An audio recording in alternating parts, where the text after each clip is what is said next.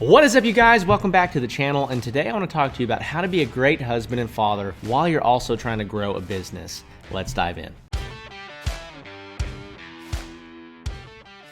Hey everybody, welcome back. So grateful for your time and your attention, and today I want to talk to you about how to be a great husband and father while you're also trying to grow a business. Now, I'm going to speak from a place of experience on this and a place of really messing a lot of stuff up, but I really do think that this is going to be helpful to you, and so I've got 5 things for you. Make sure that you stick around for the 5th one because it's really important. I think it's something that a lot of people completely miss on their journey to building a business and making sure that they take really great care of their family. One of the biggest values in my life is my family. It's God, family, and then business. It's really important to me that I don't build a business that sacrifices my family, right? I don't want my family to suffer because of building a business. I've seen too many success stories of men that have been divorced 3, 4, 5 times while they were trying to grow their businesses, and everyone is so impressed by the business that they have, but they've just burned through relationship after relationship. They have kids that need a dad that's not there, right? And so I determined early on in my life that that wasn't who I was going to be,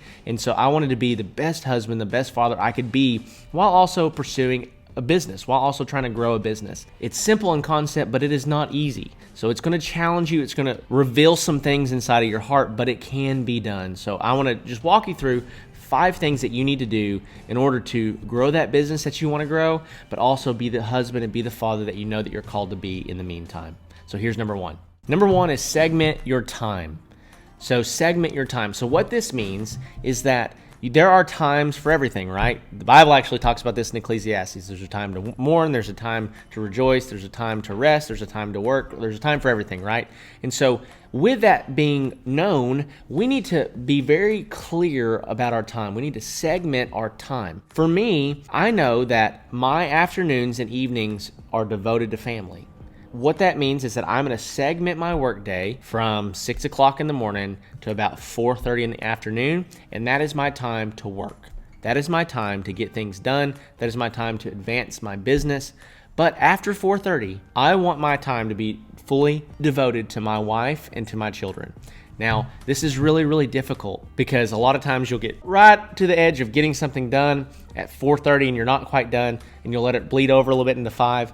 But the main thing that you do is you just understand that you're stealing from your family if you are working on business during that time.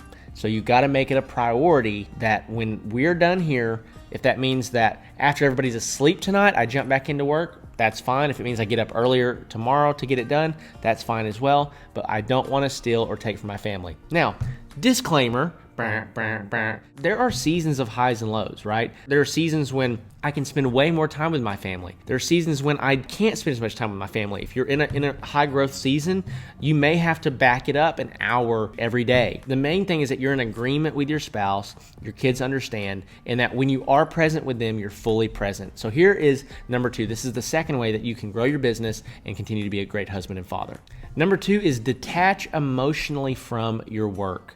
Listen, there have been so many seasons in my life personally where I've had a stressful day or the business is going through a stressful season, and that just weighs me down and bogs me down, and it affects everything I do with my family, inside of ministry, everything else that I do. I know that this has been one of the things that I regret the most is allowing business to weigh me down the way that it has in the past, because there are going to be ebbs and flows to your business. There's going to be highs and lows. There's going to be giant wins, and there's going to be awful losses. But the truth is your family shouldn't have to pay for what you're walking through in business. I've learned, and I'm still working on it to be honest, but I'm learning to be fully present with my family, to be fully present regardless of the circumstances, and to bring joy into whatever room I want to be in. Look, when you're 80 years old and you're on your deathbed, hopefully it's 90, 100, but when you're on your deathbed and your kids are there with you, they're not going to be proud of you for building a business. They're going to be proud of you for the time that you gave them. They're going to be proud of you for the man or the woman that you were in spite of the challenges that you faced. And so that's my encouragement to you is don't let the things that you go through inside of your business weigh you down so much emotionally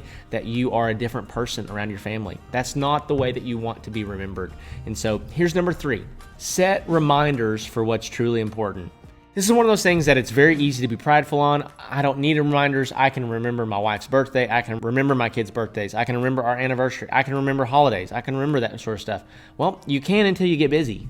To save myself the heartache of forgetting birthdays and forgetting important events, I've learned to literally just set reminders for what's important. Today, for example, I was supposed to meet my video producer here at the showroom this morning. That's on a different day than what we normally do it. And I didn't set a reminder for it. And guess what? I totally forgot. Totally forgot. He showed up. He texted me, hey, I'm here. And I was literally like chilling out at the house, right? And so reminders are super important, especially when you get super busy. Listen, if you're trying to grow a business, you're going to be busy. You're going to have lots of stuff going on, and you don't want to forget the things that make your wife and your kids feel important. Or if you're a woman watching this, your husband and your kids, make them feel important. So make sure that you're setting reminders. You're just making sure that you're not going to forget the important things in life.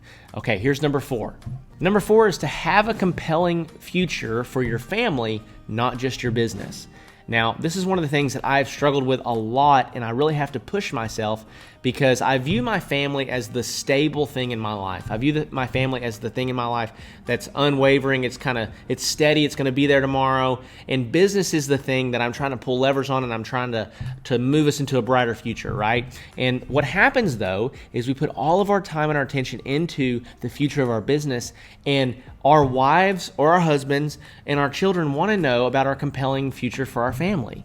They want to know, where do you see our family at in 5 years? What do we not do right now that you'd like to start doing? What are we doing that we need to quit doing? What are the things about our family that are great that we want to double down on? What are the things that we need to work on inside of our family? And this is so important. It's so incredibly important because it shows your family that you value them. What you give your attention to is what you value the most. The Bible says where your treasure is, there your heart will be also. And so where you invest your time, where you invest your money, that's where your heart is. You want to make sure that you're not pursuing this thing inside of your business and leaving your family there by the wayside. I've seen too many successful entrepreneurs lose their families because they did not prioritize the future of their family. They didn't prioritize the daily time spent with their family. And so you need to have a compelling vision for the future of your family, not just your business. So here's number 5. You need to submit yourself to somebody that you like and trust in your life. Now, one of the biggest problems that I see with men, women in general, especially business owners, type A personalities, people that are go-getters, is that they are not submitted to anybody. They have no authority in their life. One of the biggest things that you can do is you can go out and you can find somebody that is killing it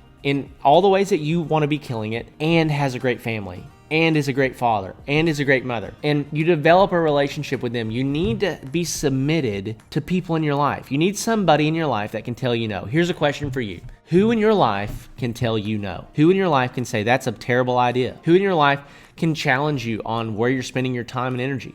Who in your life can push you or pull you back? Who in your life are you submitted to? What authority are you submitted to? This is how I find somebody to submit to within areas of my life. Who would I trade places with right now because they're doing such a great job in that thing? You know, whether it be business, whether it be family, whether it be spiritual life, whether it be leadership, who in my life would I trade places with because I admire them so much in that area? I want to submit that area of my life to them. I want to trust them to speak into that area of my life because they've been there, they've done it, they have the experience, they have the know-how that I don't have. These are the 5 ways that you can continue to be a great husband or wife, great parent while trying to grow your business. So I know that this is hard. Listen. From a heart-to-heart standpoint, like this is one of the most difficult things you're going to do. You thought growing a business was hard. Trying to be a great husband is hard. Is way harder while trying to grow a business. Trying to be a great wife is super hard.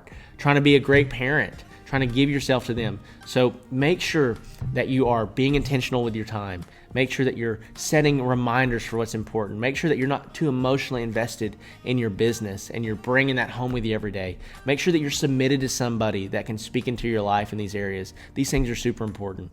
If this was valuable to you at all, I'm trying to create content around business and around family and around faith and all the things that matter to me. And if this resonates with you at all, please let me know in the comments below. I'd love to hear from you. Love to hear where you're at, where you're located, what kind of business you have. And if you haven't subscribed yet, make sure that you subscribe. So with that being said, guys, I'm going to wrap this video up. I love you, and I'm so thankful for you. Here is to 2023 as we head into the new year. I'll see you there.